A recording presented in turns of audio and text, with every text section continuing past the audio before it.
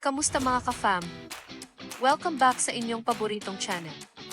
Kung hindi pa kayo nakasubscribe, ano pang hinihintay nyo? Hit that subscribe button and ring the bell para hindi nyo ma-miss ang latest chika. Mga besh, hindi man siya umuwi ng corona, pero umuwi siyang reyna sa puso ng marami. Kung akala nyo tapos na ang usapan sa Miss Cosmo, ay teka lang. Dahil may isang Filipina na literal na pinag-usapan, pinalakpakan, at pinagpustahan hanggang dulo ng gabi. Yes, besh. Pinag-uusapan natin si Chelsea Fernandez ng Pilipinas.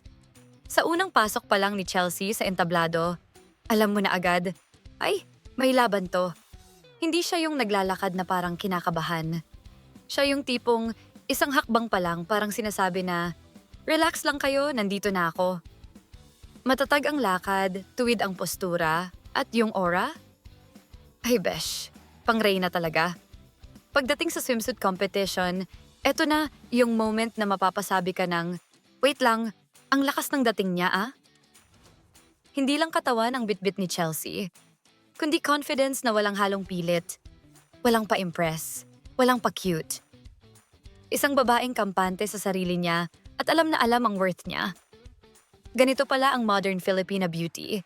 Malakas, totoo, at may self-love. Pero besh, nung lumabas na siya sa evening gown, huminto ang mundo. Suot niya ang isang ethereal white gown na para bang hinango sa fairy tale.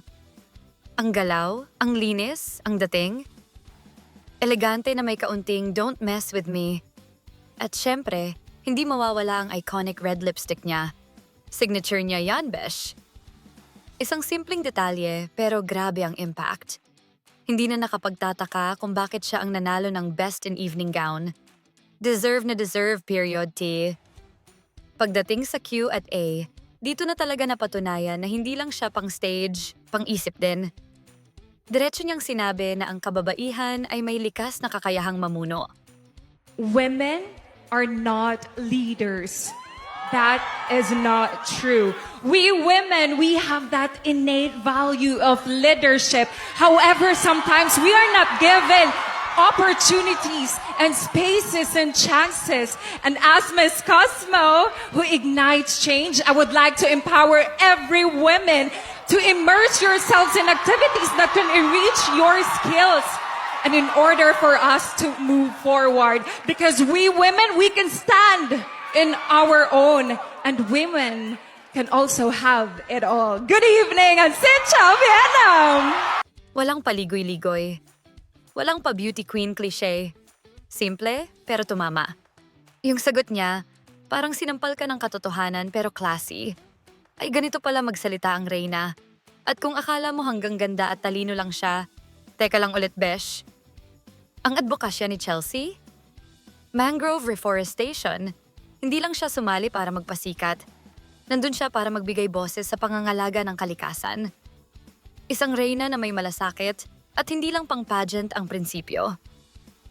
Stream flooding, harsh calamities, and natural disasters. That's why my advocacy, Paradise of the Mangroves Reforestation Project, aims to address both natural problem and economic problem. In this action plan, we are planning to plant 5,000 propagules in 1 hectare, and that would be set in the municipality of Libak, province of Sultan Kudarat, Philippines. And I believe in my project, and with this, I believe that the economic growth will definitely go up to 20 to 30% in just 1 year. And I hope that you continue to support me in this mission, because I believe that the little seeds that we plant today will grow to a forest of change tomorrow. Thank you. At alam mo bang, besh, hindi lang judges ang humanga sa kanya? Si Chelsea Fernandez ay nanalo ng Best in Evening Gown People's Choice Award. Ibig sabihin lang nito, minahal siya ng tao, pinili siya ng madla, at sinuportahan hanggang dulo. At sa pinaka-emosyonal na parte ng gabi, itinanghal si Chelsea Fernandez bilang first runner-up ng Miss Cosmo. Oo, hindi corona. Pero besh, huwag tayong maglokohan. Panalo pa rin.